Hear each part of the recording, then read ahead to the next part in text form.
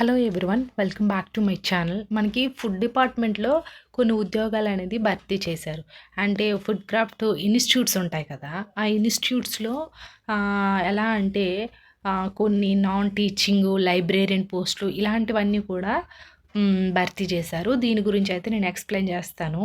ఎవరికైనా ఇంట్రెస్ట్ ఉంటే వీడియోని కంటిన్యూ చేయండి, లేకపోతే ఇక్కడే స్కిప్ చేసేయండి. ఎందుకంటే మేము ఇచ్చే ఇన్ఫర్మేషన్ అంతా కూడా జెన్యూన్ ఇన్ఫర్మేషనే ఇస్తాము, ఫేక్ అయితే ఏమి ఉండదు.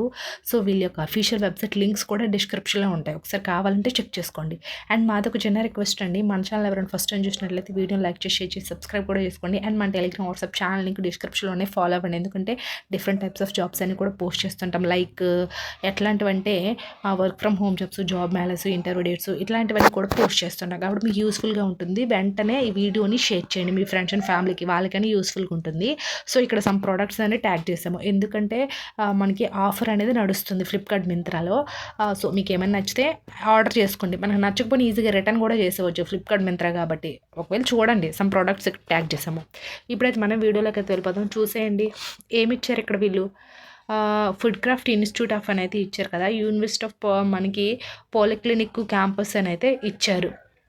అయితే ఇందులో మనకి ఎట్లాంటివంటే ఇది ఎంప్లాయ్మెంట్ నోటీస్ నుంచి అయితే వచ్చింది. Offline applications are invited for engagement following positions of food craft institute society of temporary contract basis of minimum period of 1 year which may be further extended upon satisfactory performance అని అయితే ఇచ్చారు. So వీళ్ళు ఏంటంటే ఈ food craft institute వాళ్ళు ఏంటంటే offline applications అయితే వీళ్ళైతే ఇన్వైట్ చేస్తున్నారు. సో ఈ ఆఫ్లైన్ అప్లికేషన్స్ కూడా కాంట్రాక్ట్ కింద అయితే తీసుకుంటున్నారు, ఆఫ్టర్ పర్మనెంట్ చేస్తారు.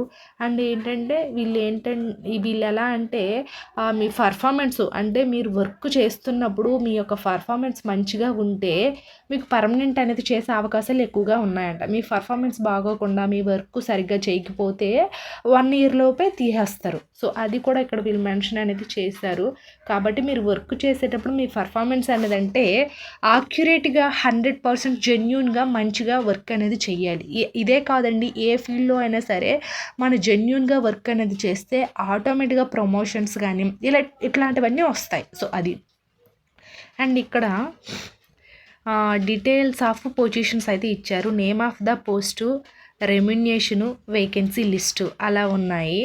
అయితే ఇందులో name of the post, remunerations ఏ పోస్టులు అంటే ఫస్ట్ ఆఫ్ ఆల్ ఇక్కడ టీచింగ్ అసోసియేట్ అయితే ఉంది.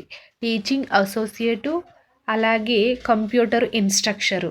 టీచింగ్ అసోసియేటు కంప్యూటర్ ఇన్స్ట్రక్టర్స్కి ఏంటంటే వీళ్ళకి starting 25,000 plus allowances plus annual increment and decided by BOG అనేది ఇచ్చారు.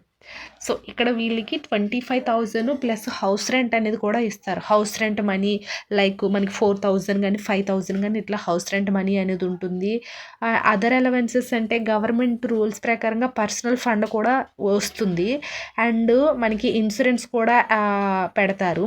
అండ్ ఆల్సో మనకి ఈఎస్ఐ మనకి ఉంటుంది కదా, ఏమైనా ఎమర్జెన్సీ మెడికల్ లీవ్స్ కానీ మెడికల్ పరంగా మనకి మళ్ళీ అమౌంట్ రావడం కానీ ఇట్లాంటివన్నీ అదర్ అలవెన్సెస్ అంటే లైక్ అన్నీ అవి వస్తాయి. కాబట్టి ఓన్లీ 25,000 అయినా శాలరీ అని అనుకోవద్దు. హౌస్ రెంట్ అది ఒక 5,000 ఇట్లా చాలా యాడ్ అవుతాయి మీకు. సో అట్లా ఉంటుంది. అది కూడా టీచింగ్ అసోసియేట్, కంప్యూటర్ ఇన్స్ట్రక్టర్స్ ఈ 2 పోస్టులకి అయితే ఉంటాయి. సో అది.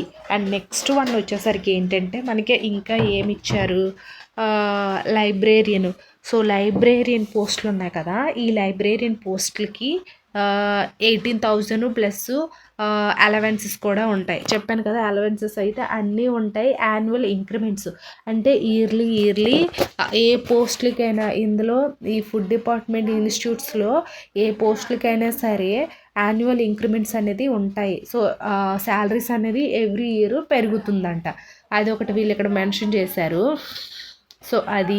అలాగే ఇవి పోస్టులు వివరాలు, అవి చూసుకోండి. అండ్ నెక్స్ట్ క్వాలిఫికేషన్స్, ఎక్స్పీరియన్స్ చూసుకునేసరికి మినిమము డిగ్రీ అనేది ఉండాలంట. డిగ్రీ కానీ డిప్లొమా కానీ ఉండాలి. సో డిగ్రీ అంటే టీచింగ్ అసోసియేట్కి డిగ్రీ కానీ డిప్లొమా కానీ ఉండాలి. ఈ కంప్యూటర్ ఇన్స్ట్రక్షన్స్కి మాత్రం బీటెక్ కానీ ఎంసీఏ కానీ బీసీఏ కానీ ఉండాలి. సో మీకు ఈ రిలేవెంట్ ఫీల్డ్లో ఎక్స్పీరియన్స్ ఉంటే మిమ్మల్ని ఎక్కువగా తీసుకుంటారు. ఇక్కడ క్వాలిఫికేషన్స్ లైబ్రేరియన్ పోస్టులకి నార్మల్ డిగ్రీ అడిగారు. అంటే ఈ డిగ్రీ లైబ్రరీ సైన్సెస్ చేసిన వాళ్ళు ఉండాలి. సో ఇది లైబ్రేరియన్ పోస్టులకి.